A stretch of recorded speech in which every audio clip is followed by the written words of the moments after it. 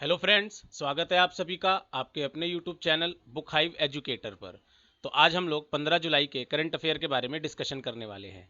तो चलिए फिर इसे शुरू करते हैं। तो पहला प्रश्न है कि court of arbitration for sports ने मैनचेस्टर सिटी पर लगे कितने वर्ष का बैन हटा लिया है? तो इसका सही उत्तर है 2 वर्ष।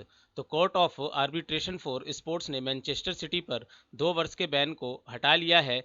अब Manchester city team European tournament में खेल सकती है, लेकिन सीएएस ने इंग्लिश फुटबॉल क्लब पर 85 करोड़ रुपए का जुर्माना लगाने की घोषणा की है।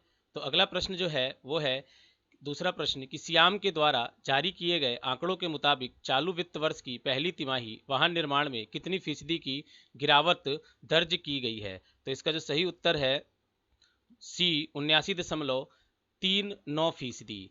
तो सियाम यानी society of Indian automobile manufacturers के द्वारा जारी किए गए आंकड़ों के मुताबिक चालू वित्त वर्ष की पहली तिमाही वाहन में 79.39% की गिरावट दर्ज की गई है। इस चालू वित्त वर्ष के दौरान कुल 14,86,594 वाहनों का ही निर्माण हुआ है।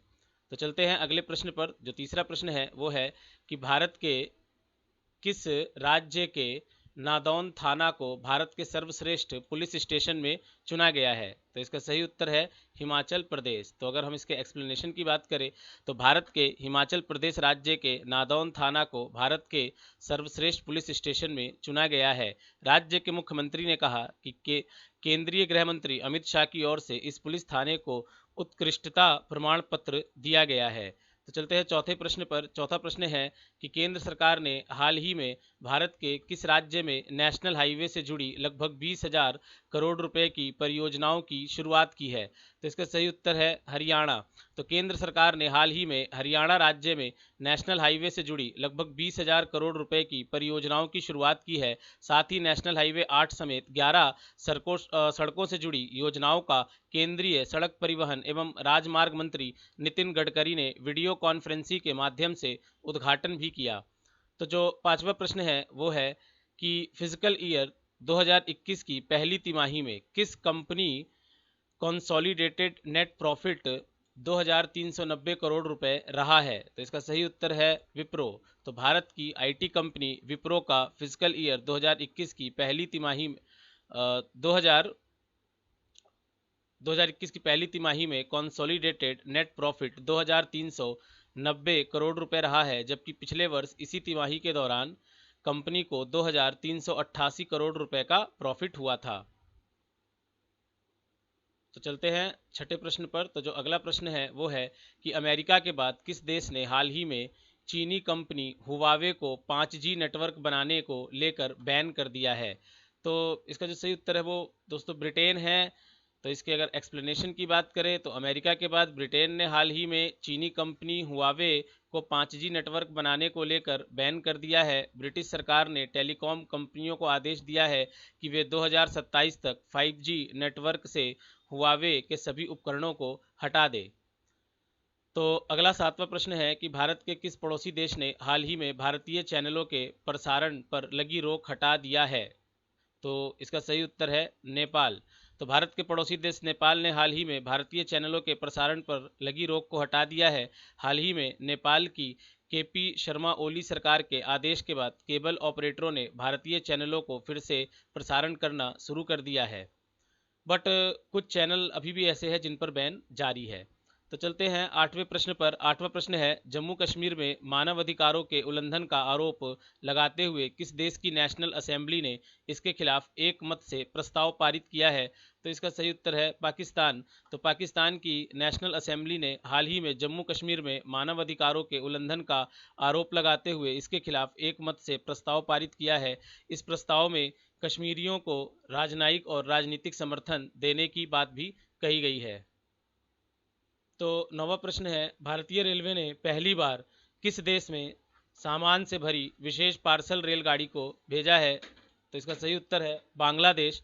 भारतीय रेलवे ने पहली बार बांग्लादेश में सामान से भरी विशेष पार्सल रेलगाड़ी को भेजा है, जबकि इससे पहले गुंटूर और आसपास के इलाकों के किसान और व्यापारी कम मात्रा में सूखी मिर्च सड़क मार्ग से बांग्लादेश ले जाते हैं, जिसमें लगभग 7,000 रुपये प्रति टन की लागत आती है।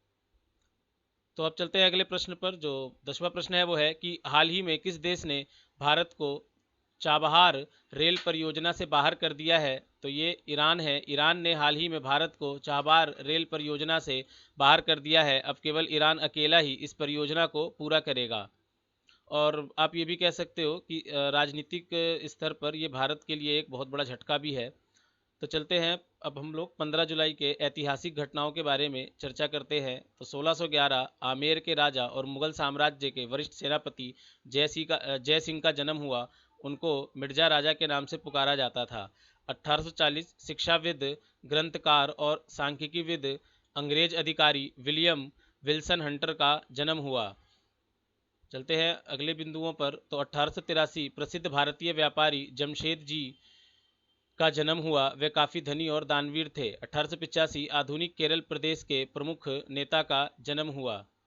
इसके बाद नेक्स्ट बिंदु 1903 भारत रत्न सम्मानित स्वतंत्रता सेनानी, राजनेता और तमिलनाडु की मुख्यमंत्री के कामराज का जन्म हुआ। वह सुधारवादी नेता थे और तमिलनाडु के विकास के लिए काफ़ी काम किए। 1909 आंध्र प्रदेश की प्रथम महिला नेता दुर्गाबाई देशमुख का जन्म हुआ। 1909 में ही महाराष्ट्र कांग्रेस कमेटी की कार्यकारिणी के सदस्य और मुंबई विधानसभा के सदस्य गणपतराव देवजी तापसे का जन्म हुआ। 1910 एमिल क्रैपलिन ने एलायंस एल्जाइमर के नाम पर एल्जाइमर बीमारी का नाम दिया। 1912 भारतीय सेना के उच्च अधिकारी मोहम्मद उस्मान का जन्म हुआ। वे भारत और पाकिस्तान के प्रथम युद्ध 1947-48 में शहीद हुए थे। 1916 बोइंग, जो दुनिया की सबसे बड़ी एरोस्पेस कंपनी है, आज ही के दिन शुरू हुई थी। 1925 प्रसिद्ध अभिनेता, नाटककार, निर्देशक और इन सबके अतिरिक्त रंगमंच के सिद्धांतकार बादल सरकार का जन्म हुआ था। 1926 बॉम्बे में पहली मोटर बस सेवा शुरू की गई। 1937 हिंदी के जाने माने पत्रकार प्रभाष जोशी का जन्म आज ही के दिन हुआ। 1962 अल्जीरिया अरब लीग का हिस्सा बना था। 1967 मराठी रंगमंच के महान नायक और प्रसिद्ध गायक बाल गंधर्व का निधन हुआ। 1984 पंजाब में सिख समुदाय के अशांत होने के बाद पंजाब को आतंकवाद प्रभावित क्षेत्र घोषित किया गया था। 2000 सिएरा लियोन में सैन्य कार्यवाही द्वारा सभी भारतीय सैनिक बंधक मुक्त कराए गए। 2002 अमेरिकी पत्रकार डेनियल पर्ल के हत्यारे उमर शेख को पाकिस्तानी अदालत मौत की सजा सुनाई। 2004 भारतीय चिकित्सा वैज्ञानिक तथा परिवार नियोजन विशेषज्ञ बानो जहांगीर कियाजी का निधन हुआ। 2011 भारतीय अंतरिक्ष अनुसंधान संगठन इसरो ने PSLV C-17 के जरिए GSAT-12A का श्रीहरिकोटा से सफल प्रक्षेपण किया। 2017 गणित की दुनिया की प्रतिष्ठित सम्मान फील्डर मेडल पाने वाली पहली महिला गणितज्ञ मरियम मिर्जा खानी का निधन हुआ। तो दोस्तों, ये 15 जुलाई के करंट अफेयर और ऐतिहासिक बिंदु थे। तो मिलते हैं अगले करंट अफेयर के साथ। तब तक आप लोग अपना ख्याल रखिए। धन्यवाद।